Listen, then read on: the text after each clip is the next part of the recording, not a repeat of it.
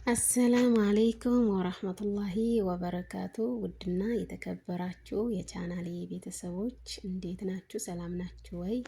ክርስቲያን ወገኖቼም ሰላም ሰላም ብያለሁኝ። ይህ ሁለተኛ ቻናሌ ነው፣ ሱሱ ቲዩብ ይባላል። ይህ ቻናል ደግሞ ሰብስክራይብ በማድረግ አሳድጉልኝ። እንግዲህ አይታወቅም፣ ያው ሶሻል ሚዲያ አንዴ ገብተንበታል። አንድ ቻናል ይዞ ደግሞ መቀመጥ እኔ እንደኔ አልመክርም። ምክንያቱም የሆነ ነገር ሊፈጠር ስለሚችል ግዴታ ሁለት ቻናል ከተቻለ ሁለት ቻናል ሶስት ማድረግ ጥሩ ነው። የተለያየ ርዕስ ተሰጥቷቸው ቢሰራ ማለት ነው። እና ለማንኛውም ብዬ ከፈትኩት ይህ ሁለተኛው ቻናሌ ነው። እንግዲህ ሰብስክራይብ በማድረግ አበረታቱኝ፣ አሳድጉልኝ። አይታወቅም፣ ምክንያቱም ቶሎ ቅስሜ ከሚሰበር ቶሎ ወደዚህኛው ዞራለሁ የሚል ነገር ነው። ምክንያቱም የዩቲዩብ ነገር አስቸጋሪ ስለሆነ ላንተው ደግሞ አንዴ ገብተንበታል። እንግዲህ አላቅም እንደኔ በደሞ የተዋሃደ የዩቲዩብ ጉዳይ የዩቲዩብ ስራ ወይም ደግሞ የዩቲዩብ ሁኔታ አይተውም፣ ተስፋ አይቆርጥም እና ቢያንስ በቃ የሆነ አንዱ ቻናል የሆነ ነገር ቢሆን በዛኛው ደግሞ ይጽናናል። ሁለት ቻናል መኖሩን እንደኔ ግድ ይላል ብዬ አስባለሁ። በቃ ዩቲዩብ የሰራ ሰው ሁለት ቻናል ቢይዝ ሶስት እንዳቅሙ ከሁለት በላይ ቢሆን ደስ ይለኛል። ለምን ብትሉ ብዙ ልጆች አንድ ቻናል ብቻ ይዘው ያ ቻናል የሆነ ነገር ሲሆንባቸው በጣም የተጎዱ ልጆች ስላየሁኝ ነው አሁን ይሄም ልከፍት የቻልኩት በእውነት። በእርግጥ ያንዱንም አልቻልኩትም፣ ያንዱንም ስራ አልቻልኩትም፣ ችዬ እየሰራውም አይደለም። ግን ያም ሆኖ እንደምንም ከጎን ባሳድገው እንደዚህ የሆነ ነገር ቢሆን አይታወቅም። እንግዲህ የሆነ ነገር ቢሆን ቶሎ ቅስሚ ከሚሰበር ወደዛኛው ዞራለሁ። ይህንንም ከጎን ማሳደግ አለብኝ የሚለውን አስቤ ነው ጓደኞቼ ወይም ደግሞ ሙሉ ቤተሰቦቼ አምናለሁ። ይሄንንም እንደምታደርሱልኝ ይሄንንም እንደምታበረታቱኝ አምናለሁ። ድሮም ከጎኔ ነበራችሁ በእውነት በጣም እኔ በጣም ነው የማመሰግነው። በዚህ ጉዳይ አንድ ቪዲዮ እሰራለሁ ብዬ አስባለሁኝ። ምክንያቱም በጣም ብዙ ልጆች ከጎኔ ሆናችሁ ነው ሰዓዳ የሚለው ቲዩብ ሰዓዳ ቲዩብ ወይም 11 የሚለው ቲዩብ ቻናልን ያሳደጋችሁልኝ በእናንተ ትብብር እንጂ በእኔ መስራት አይደለም በእውነት። ምክንያቱም እያንዳንዱ የምገባበት ቤት ኦልሬዲ ጠፍቼ ነው የምሰራው። 3 ወር አንድ ቤት፣ 4 ወር አንድ ቤት እንደዚህ እያልኩ ነው የምሰራው እና ያ ከዛ አንጻር ከአዲስ ቤት ከአዲስ ባህሪ ከምኑ ሁኔታዎች በፍጹም ነበሩ። ያም ሆኖ ከጓደኞቼ ጥረትና ብርታት ነው አልሐምዱሊላህ ሞኒ የሆንኩት። በጣም ነው ጓደኞቼ ማመሰግናቸው በዚህ አጋጣሚ በጣም ሁላችሁንም የተባበራችሁኝ በጣም አመሰግናለሁኝ። በእውነት አንድ ሰው አስቦ አንድ በሬ ስቦ የሚባለው አይነት ነው። ዩቲዩብ ስራ ሰው ይፈልጋል፣ በቃ ፋሚሊ ይፈልጋል። በቃ ፋሚሊ ሆናችሁ ስትሰሩ የዩቲዩብ ስራ በጣም ቀላል ነው። ወርዲ አሁን የምለው ደረጃ ላይ ባይደርስም መሆን ሆኗል። ብዙም ዶላር እየቆጠረ አይደለም፣ ግን ያም ሆነ አልሐምዱሊላህ ሰላም ነው። ዋናው ሰላም መሆኑ ነው። ያለው ጊዜ ይቆጥራል። እኔም እየሰራው ስላልሆነ አልፈርድም። ምክንያቱም የስራ ሁኔታ የተመቻቸም አይደለም፣ ነገራቶች የተመቻቹም አይደሉም። እቺ ዱንያ ጎዶሎ ናት። ላኪን አልሐምዱሊላህ እያለን እንወጣዋለን ስለ ሁሉም ነገር። ግን በቃ ፋሚሊ ከሆንን የማናሸንፈው ነገር የለም። በዩቲዩብ ስራ ፋሚሊ ስንሆን ስንተባበር ቅድሚያ ስንሰጥ ጥሩ ነው ብዬ አስባለሁኝ። በእውነት እኔ ሞኒ የሆንኩትም በቃ 1000 እንድሞላ የጓደኞቼ ጥረት አለበት። በእውነት ስም ብጠቅስ ደስ ይለኛል። የጓደኞቼ ጥረት አለበት። በቃ ጥረት በጣም ጥረዋል። በጣም በቃ እኔን ለደረጃ ለማድረስ እኔን ዩቲዩብ እንዲቀበለኝ ወይም ደግሞ እንዲሞላልኝ እስኪሞላልኝ ድረስ አብሽሪ ተስፋ አትቁረጭ እያሉ ከጎኔ ሆነዋል እና በጣም ነው የማመሰግነው በእውነት። እና አንድ ይሄ ቻናል ከፍተው የገፋፋኝ ነገር ቢኖር አንድ ቻናል ይዘው ያ ቻናላቸው የሆነ ነገር ሲገጥምባቸው በጣም ቅስማቸው የተሰበረ ልጆች ስላየው ነው ይህ ቻናል ድጋሚ ልከፍት ያሰብኩት ማለት ነው። እና ይሄንንም ሰብስክራይብ አድርጋችሁ እንደምታበረታቱኝ አምናለሁ። እንግዲህ ኢንሻአላህ እሰራበታለሁ ብዬ አስባለሁ። ያው ሀገር ቤት ሲሄድ እዚህ ሰው ቤት የሰው ሀገር የምንፈልገው ጊዜ ላይ እንትን አንልም። ግን ሀገር ቤት ከሄድኩኝ ለሁለታቸው መድቤ ያ አንድ ርዕስ ሰጠውና ያኛውም አንድ ርዕስ ሰጥቼው ሀገር ቤት ስገባ በስፋት እሰራበታለሁ ብዬ አስባለሁኝ። እዚሁ ላይ ግን ያው ጀምሬው ትንሽ አሳድጌው ከጎን አድጎ ቢሄድ የሚለውን ነው ኢንሻአላህ። የእናንተ ትብብር ካለኝ ደግሞ ያድጋል፣ ተስፋ አልቆርጥም። አሁንም ትብብራችሁ አይለያኝ። አሁንም ደግሞ ጀማሪ ዩቲዩበር የሆናችሁ ከውስጥ አውሩኝ። እኔ 15 ጂሜል አካውንት አለኝ። በ15 የጂሜል አካውንት እኔም እደምራችኋለሁኝ። እንደማመር፣ አብረን እንደግ፣ እንሞክር። ለማንኛውም እንሞክር። ውጤታማ እንኳን ባንሆን እንሞክር።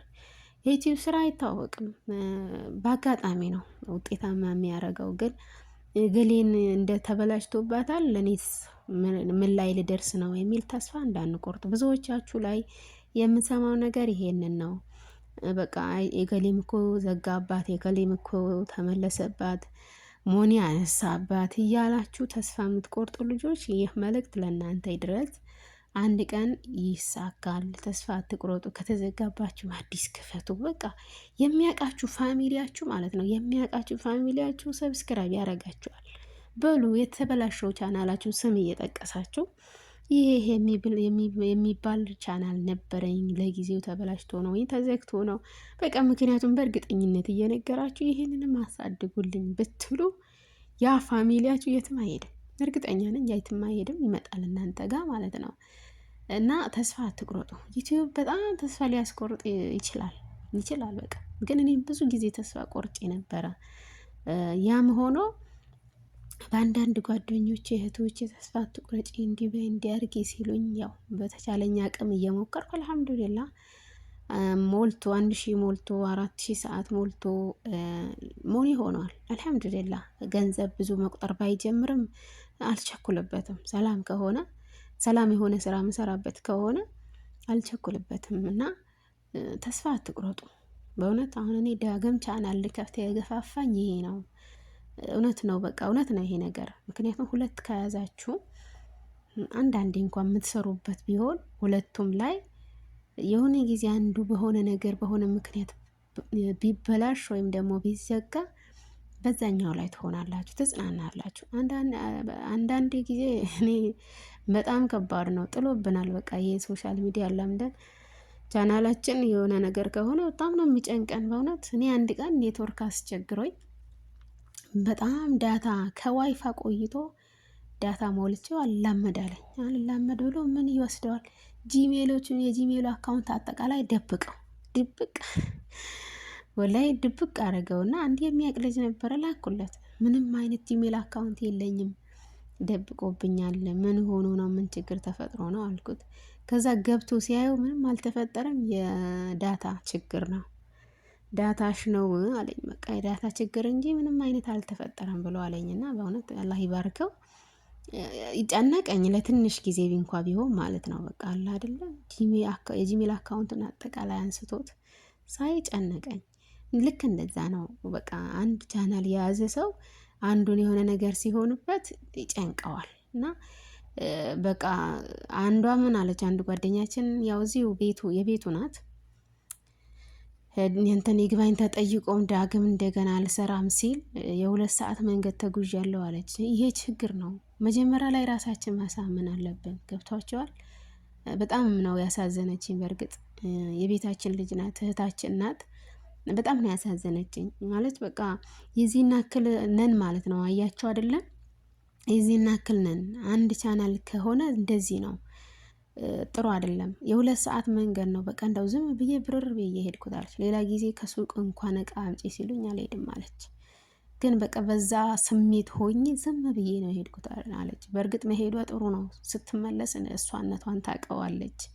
አንዳንዴ ከውስጣችን የምናምቃቸው ነገሮች ራሳችን ይጎዳናል፣ ግን ስናወጣቸው ይሻላል። እና እኔ በጣም ነው ያሳዘነችኝ በእውነት። በቃ አለ አይደለም ይሆንልኛል ብለን እኛ ሰው ቤት ለፍተን ደክመን፣ እሷ ደግሞ ካሜራ እንድትቀርብ አይሰጣትም። ፊቷን ሸፈና ነው ካሜራ ላይ የምትቀመጠው። እና ከባድ ነው። ያው ሰው ቤት ሆነን በራሳችን ስልክ በራሳችን ፊት እንደፈለግን ቪዲዮ የማንሰራ ሰው ነን። አሁን እኔ እንደዚህ ነኝ።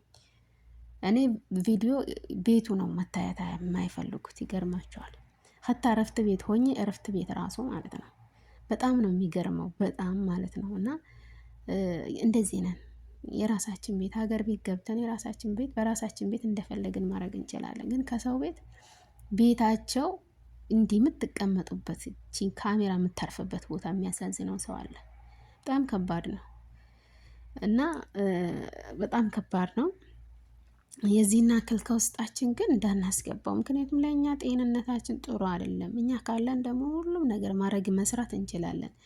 ያም ሆኖ ግን 2 ቻናል ካለን ግን ደግነቱ ልጅቷ ቻናል ከፍታ ነበር። አሁን ላይ እየተጽናናች ነው በዛኛው ቻናል ግን በጣም በጣም ጥልቅ ብላ ይቀበለኛል በቃ አሁን ብላ ለፍታበትም ስለነበረ አምና ነበረ። ግን ሳይሆን ሲቀር የ2 ሰዓት መንገድ ሰው በሰው ሀገር የ2 ሰዓት መንገድ መሄድ ማለት ቀላል አይደለም። አስባችሁታል? እኔ በጣም ነው አንጀቴን የበላችኝ በእውነት። ግን ሰዎቹ ደግ ቢሆኑ እንጂ መልሳ መግባቷ አንዳንዶቹ እኮ አያስገቡም። ምክንያቱም ወንድ ፍለጋ የወጣን ነው የሚመስላቸው።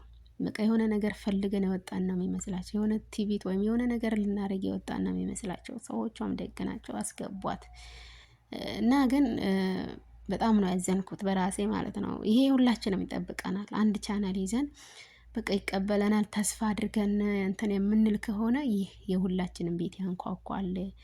ግን ያ ከመሆኑ በፊት እናንተ 2 ቻናል መክፈት በቃ ማሳደግ፣ መደማመር ያው ነው በቃ ስራችን ነው። አንዴ ለምደነዋል።